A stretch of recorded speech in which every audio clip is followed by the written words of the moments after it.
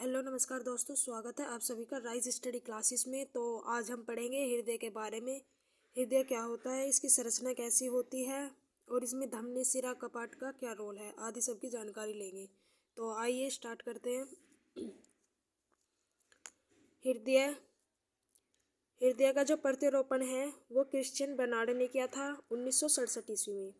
ठीक है। और हृदय का वजन कितना होता है, तो हृदय का वजन 300 ग्राम होता है। और हृदय स्थित कहाँ होता है, तो हृदय बाईं ओर स्थित होता है, यानी लेफ्ट साइड। और हृदय में चैम्बरों की संख्या 4 है। और हृदय का अध्ययन जो है वो कार्डियोलॉजी कहलाता है। हृदय का अध्ययन क्या कहलाता है, कार्डियोलॉजी। और जो अध्ययनकर्ता को हम कार्डियोलॉजिस्ट कहते हैं। नेक्स्ट देखते हैं हृदय का कार्य। क्या कार्य है हृदय का, तो हृदय का कार्य होता है ब्लड पंपिंग करना, हृदय का मुख्य कार्य है। और हृदय का जो औसत वजन है वो तो 300 ग्राम है, लेकिन पुरुषों में, महिलाओं में और बच्चों में अलग अलग है। जैसे हृदय का वजन पुरुषों में 280 से 340 ग्राम तक, महिलाओं में 230 से 280 ग्राम तक, बच्चों में 20 से 25 ग्राम तक होता है हृदय का वजन। अब ये देखते हैं कि हृदय की संरचना कैसी होती है। हृदय की संरचना, तो हृदय बंद मुट्ठी के आकार की संरचना है, यानी जो हृदय की संरचना है वो बंद मुट्ठी के आकार की है, जो दो फेफड़ों के मध्य वक्ष गुहा में स्थित रहता है। यानी हृदय जो है फेफड़ों, यानी जो फेफड़े हैं उनके बीच में वक्ष गुहा में स्थित रहता है तथा थोड़ा सा बाई तरफ झुका होता है। और हृदय थोड़ा सा जो है बाई तरफ को झुका हुआ होता है। यह एक दोहरी झिल्ली पेरिकार्डियम से घिरा रहता है। हृदय जो है एक दोहरी झिल्ली होती है जिसका नाम है पेरिकार्डियम से इससे घिरा रहता है। हृदय में 4 कक्ष होते हैं। हृदय में 4 कक्ष होते हैं, जिनमें 2 कक्ष अपेक्षाकृत छोटे तथा ऊपर पाए जाते हैं, जिन्हें अलिंद कहा जाता है। यानी हृदय में 4 कक्ष होते हैं, जिनमें से 2 कक्ष अपेक्षाकृत छोटे तथा ऊपर को होते हैं, ऊपर की स्थिति मतलब ऊपर की साइड होते हैं, जिन्हें अलिंद कहते हैं।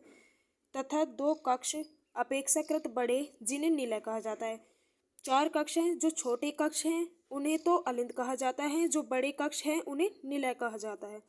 कुछ टिप्स देखते हैं, जैसे कि मेंढक का जो हृदय है उसमें 3 कोष्ठकों में विभाजित है। और हृदय के बाएं और दाएं हिस्से को अलग करने वाली सेप्टम झिल्ली में छिद्र हो जाने पर हृदय में छिद्र कहा जाता है।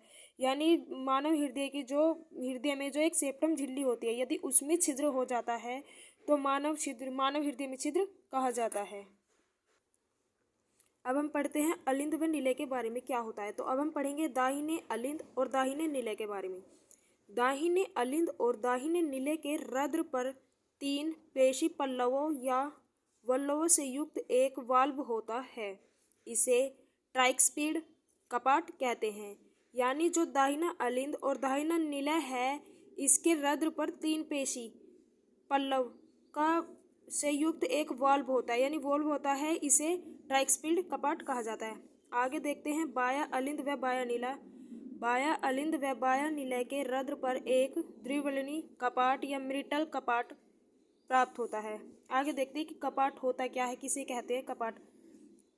तो दोषपूर्ण कपाट के कारण हृदय में फुसफुसाहट की ध्वनि होती है। यानी जो कपाट हैं उनमें कोई दोष आ जाता है तो इससे हृदय में फुसफुसाहट की ध्वनि होती है। हृदय चक्र के दौरान 2 महत्वपूर्ण ध्वनियाँ स्टेथोस्कोप द्वारा सुनी जा सकती है।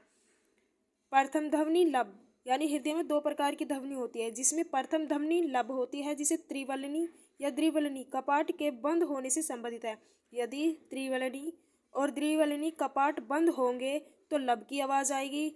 जबकि दूसरी ध्वनि डब है, जिसे अर्धचक्र कपाटिकी के बंद होने से संबंधित है। और जब अर्धचक्र कपाटिकी बंद होगा तो डब की आवाज आएगी। तो हृदय 2 प्रकार की आवाज उत्पन्न करता है, लब और डब। अब देखते हैं कि धमनी और सिरा क्या है। तो धमनी में शुद्ध रक्त को हृदय से शरीर के विभिन्न अंगों की ओर ले जाता है। यानी धमनी का मुख्य कार्य है कि जो शुद्ध रक्त है वो हृदय से ले जाकर, जो ऑक्सीजन युक्त है उसे हृदय से ले जाकर शरीर के विभिन्न अंगों तक भेजना। जबकि सिरा का कार्य है शरीर के विभिन्न अंगों से हृदय की ओर रक्त लाना। और जो शरीर के विभिन्न अंगों में अशुद्ध रक्त होता है, कार्बन डाइऑक्साइड युक्त रक्त होता है, उसे हृदय में लाना। इसमें शुद्ध रक्त होता है। हाँ, तो धमनी में शुद्ध रक्त होता है और इसमें अशुद्ध रक्त होता है। इसमें शुद्ध रक्त तो होता है लेकिन पल्मोनरी धमनी को छोड़कर। धमनी में शुद्ध रक्त बहता है कौन सी धमनी को छोड़कर? पल्मोनरी धमनी को छोड़कर। और सिरा में भी अशुद्ध रक्त बहता है, किसे छोड़कर? फुसफुसिया सिरा को छोड़कर। इसमें कैसा रक्त बहता है? शुद्ध रक्त बहता है फुसफुसिया सिरा में।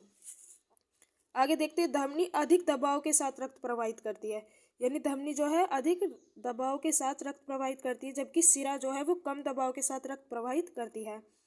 धमनी की अधिक गहराई पर स्थित होती है, धमनी अधिक गहराई पर स्थित होती है, जबकि सिरा कम गहराई पर स्थित होती है। धमनी में कपाट नहीं होते, सिरा में कपाट होते हैं। और धमनी गुलाबी चटक लाल रंग की होती है, सिरा गहरी लाल नीले रंग की होती है।